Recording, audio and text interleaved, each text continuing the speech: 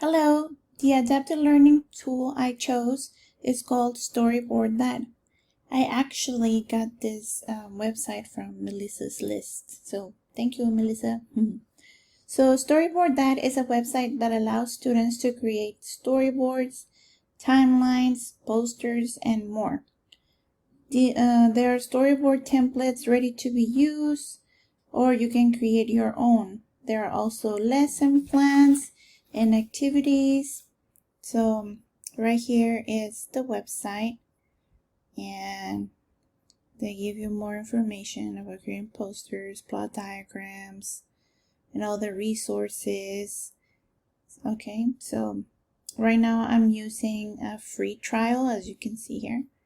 But if you scroll down to the bottom, you can see the education pricing for a single teacher, for department, or for the whole district.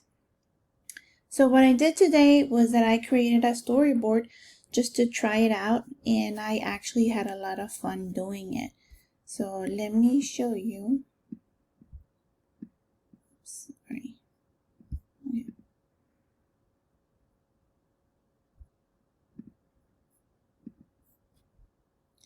So here it is.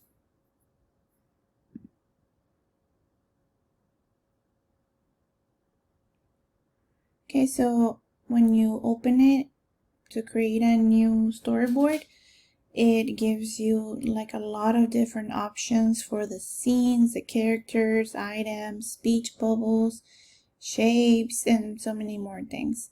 So I just chose a simple setting that a lot of students are familiar with, which is a school.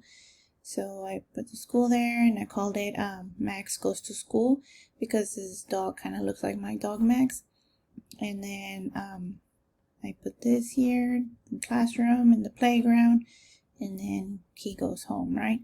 So what I liked about working on this storyboard is that you can move the characters around.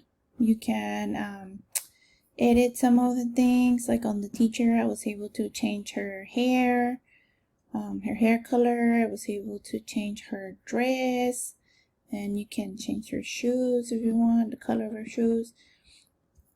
And then you can move things around, like I said. But also, when it comes to the speech bubbles, you can choose what kind of speech bubbles you want, or I chose freeform text. So you just click it and drag it wherever you want it, so it's already here. So I could actually start typing a story if I wanted to, but for right now I'm leaving it blank. And then when you are done,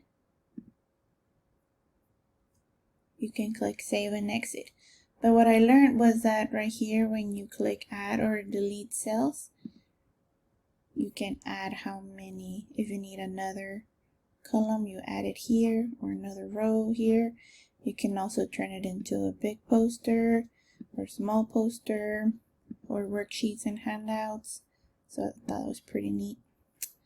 But anyways, so if you're done with your story, you click save and exit.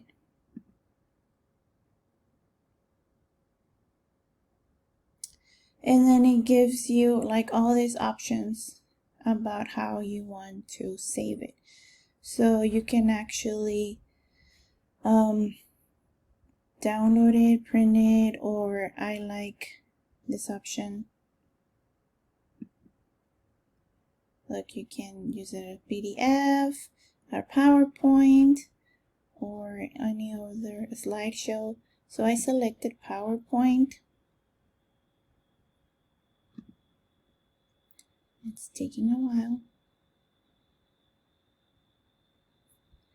And you save it, and it opens up like this.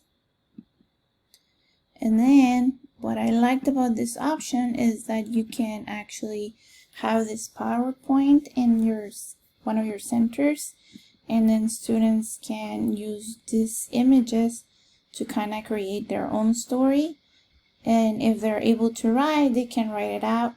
But if they can't write yet because they're in the lower primary grades, then they can just orally share with a partner what the story is about. But yeah, So I like this option of the PowerPoint.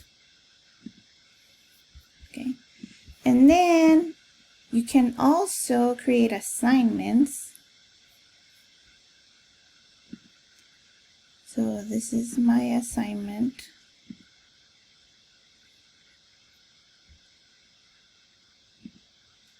And it looks like this.